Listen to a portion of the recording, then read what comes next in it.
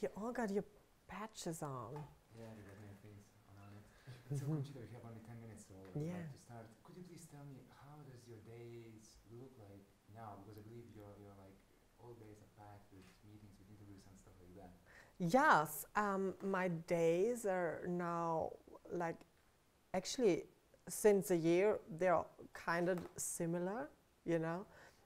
Whether I have interviews or I have shows or I travel somewhere to do interviews and shows, and so yeah, I'm very busy and I'm happy about it because I really do enjoy it. You've seen regards from Lithuania, Yes. you've seen our delegates. Do you have something to wish for like young people like they who would like to win Eurovision contest?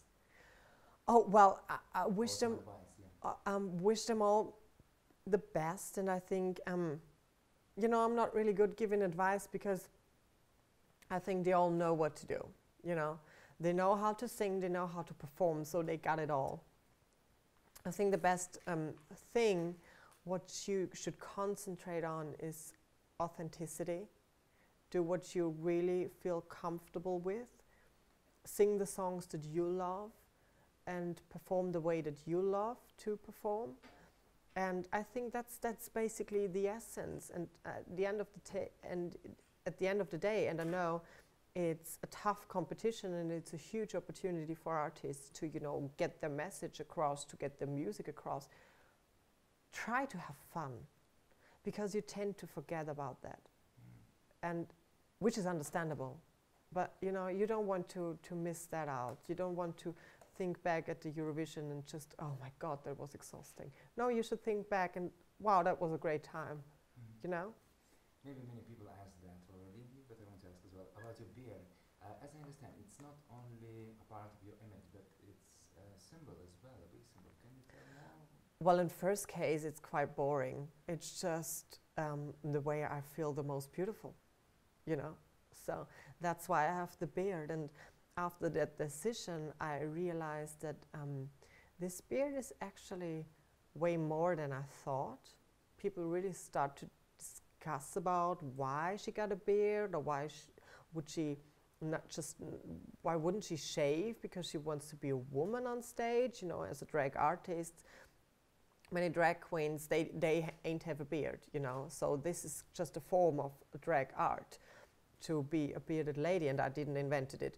But it's basically, at the end of the day, I just wouldn't understand why people get so into this topic, you know, so emotionally about it. And I thought, well, okay, if I mean, I know a bearded lady is not a common thing, but why am I not allowed to be who I want to be? Why do I have to please you? It's not your life, you know? So my parents raised me with simple rules. Be respectful and don't hurt anybody. And you can, the rest is almost up to you, you know? So this is something that I really was going for after I realized that people really make an issue out of the beard. Well, Conchita, you're not only Europe Life famous artist, you're also a symbol for tolerance and human rights, of course, with this. And I wanted to ask, you are a young person, does it ever get tiring? Because there's loads of responsibility. There are many young people looking up to you, so usually you always have to think, what you say, how you behave, all those things. So are there days where you wish you were somewhere else and you were someone else? Well, no. I love to be myself and I love to live the life I live. I don't feel any pressure or responsibility because I never promised anything, you know. It's flattering that people refer to me as a symbol or a spokesperson, but I'm not. I'm not perfect. I'm just representing myself, nobody else but myself, you know. I speak up my beliefs, nobody asked me to, and that's not the ultimative truth. That's just the way I see the world. And if there are people out there, and I mean I know that there are people out there thinking the same way I do, I'm happy that I'm not alone thinking that way, you know. But there's never a situation where I thought, oh my God, why did I even started saying things like that? No, that's just my personality. I couldn't care less about other people's opinion, you know. I have to say what I say, and to some people it's annoying. To some people they think it's interesting, you know. So that's just the way it is, and so no, I really do love my life, and I will. That's the only thing that I can promise, that I will keep on speaking out my beliefs, and yeah, that's about it. Does Conchita celebrate birthdays? I do, of course. When? Well, I never thought of a separate birthday, which is quite stupid, I realize now, because I would get more presents. But it's basically the birthday that Tom and we're same born on the 6th of November, so I never really thought about that. But I do celebrate birthday, yes, I do. And can you tell me about tolerance? For example, do you think level of tolerance in Austria is big enough? Because we are from Lithuania, and in Lithuania we do have big issues with tolerance. Gay people are not loved too much, and we still have many discussions about that. And what about Austria? For example, what about yourself? Did you have many issues? You know, when it comes to terms of acceptance or ignorance, it's always a bit hard to reduce it on a country, you know. Because, for example, Stockholm may be known as a very liberal city, but I'm sure there are places where they don't want to see me. So, and that's basically the same in Austria. To me, Austria, especially Vienna, has always been a wonderful country, city, you know. So, there are many things that we still have to work on. It's a huge movement in the right direction.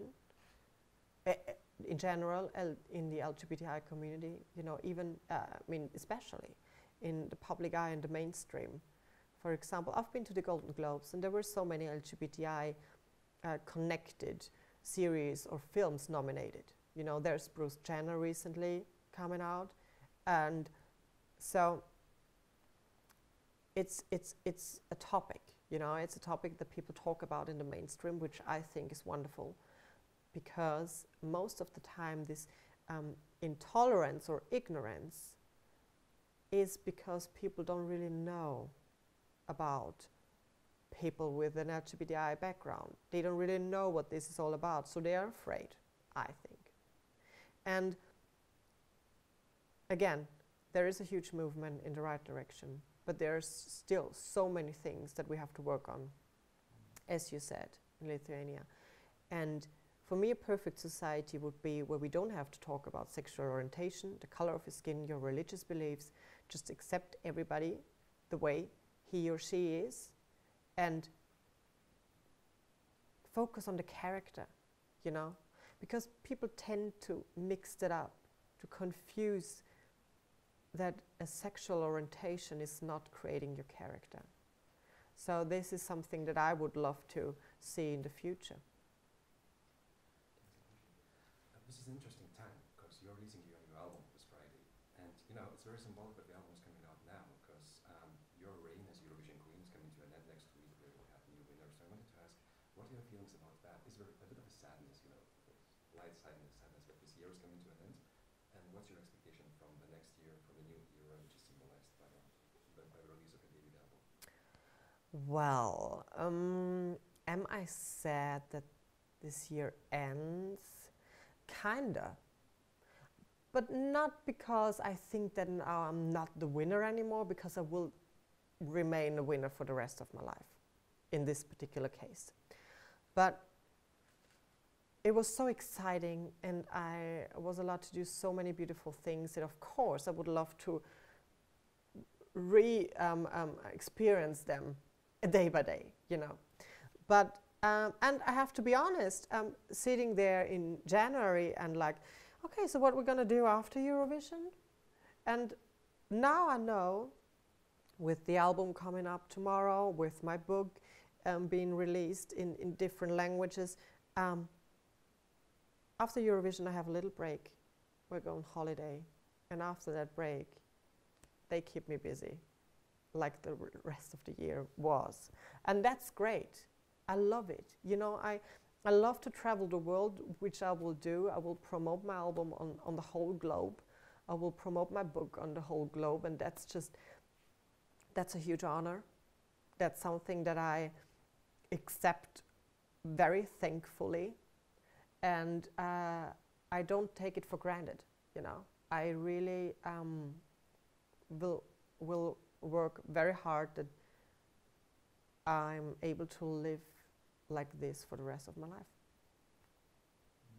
Could you tell that, for example, now you're very... Last question. Yeah, well, just would you. Could you tell that you're way stronger than, let's say, you used to be 1.5 years ago? And as well, can you say what you did in this album? Well, when it comes to strength, I think in the best case, we grow day by day. And this is basically what I feel, that I grow day by day. I learn so many things through every conversation, through every meeting I have, and all I don't know, all the places that I'm allowed to visit. I get inspired and becoming a better and better and better version of myself. So this is something that I wanted to achieve, and that I'm still working on it. I think that's a lifetime progress to really become the best version of yourself, you know. When it comes to the album, that was a long journey for me, which I really embraced and loved. I enjoyed taking the time that I needed, you know.